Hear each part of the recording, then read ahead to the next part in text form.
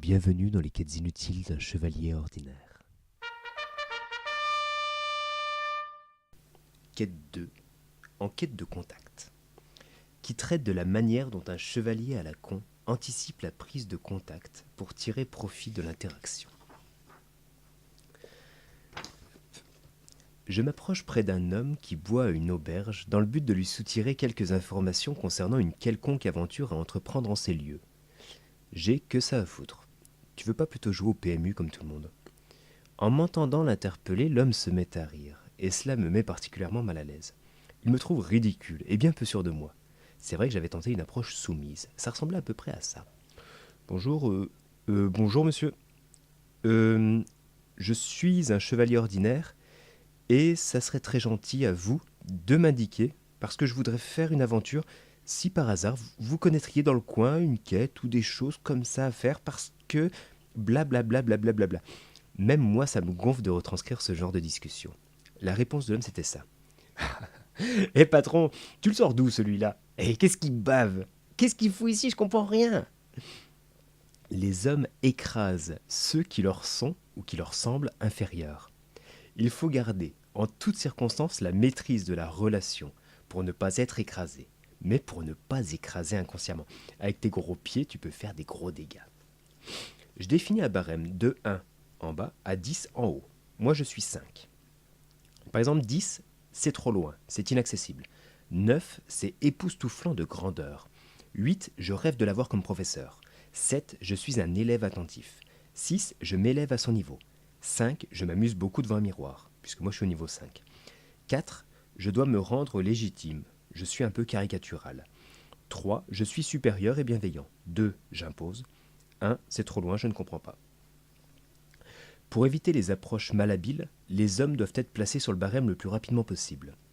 L'astuce est de jouer l'approche frontale, déstabilisatrice, pour faire tomber le masque de l'interlocuteur. Démonstration. Je pousse la porte lentement, le temps d'analyser la pièce, l'espace, le nombre de personnes.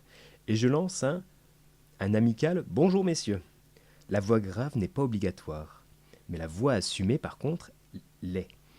Si tout le monde doit m'entendre pour que ça marche, il faut que je donne la sensation de ne me cacher de personne.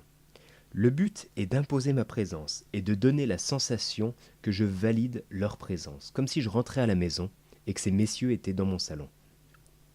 Je joue sur l'effet déstabilisateur de la surprise, qui crée un manque de discernement chez l'interlocuteur, que je vais tourner à mon avantage. Durant quelques secondes, je serai celui à qui appartient le reste du monde, tout le dehors. Je viens de l'extérieur, comme d'une contrée voisine. Ceux que je vais croiser se cachent peut-être ici pour se protéger de l'extérieur. Pour éviter qu'ils appuient ses coudes sur ma tête, comme on s'appuierait sur le zinc du bar, il suffit que moi j'arrive en appuyant mes coudes sur la leur. C'est pas plus compliqué que ça. Les quelques secondes durant lesquelles ils vont tomber le masque et montrer de la panique, de la surprise, de la peur, de la crainte ou de la colère, je vais pouvoir les placer sur mon échelle, afin de définir la meilleure manière de m'adresser à eux. Bonus. En imposant sa présence, on peut facilement faire perdre des échelons à une personne. Une analyse exacte se joue sur plusieurs mois. Mais là, clairement, on s'en cogne. On veut juste une info. Il faut toujours anticiper. Les indices sont partout.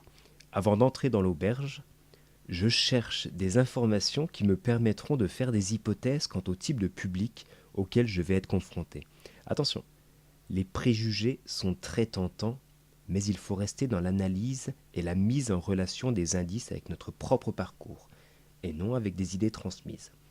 Donc je regarde le type de voiture, l'âge des voitures garées devant l'auberge, la manière dont elles sont entretenues, dont elles sont garées.